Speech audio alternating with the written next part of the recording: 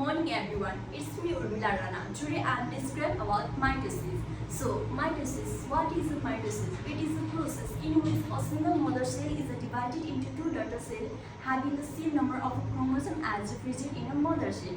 And so mitosis is composed in a three phase, that is the interphase, karyokinesis and cytokinesis phase. And this is the interphase.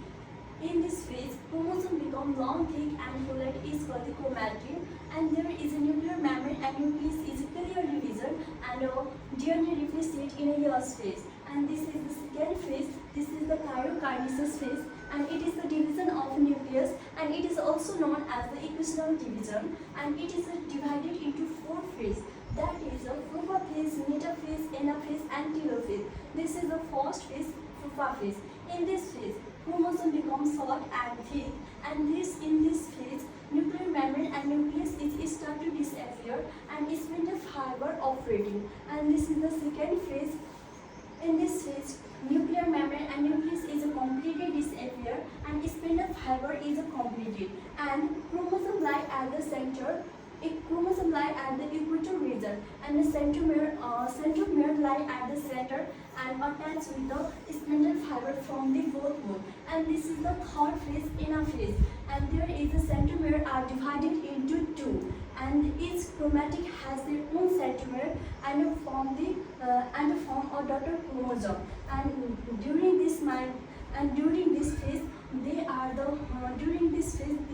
UVJ cell, and at the end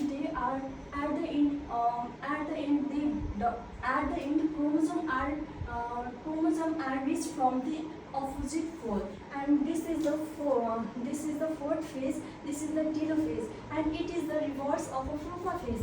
In this phase, chromosome become long, thick and collide, and in this phase, nuclear membrane and nucleus is start to reappear, and spindle fiber are start to disappear, and at the end daughter nuclei is at the eastward.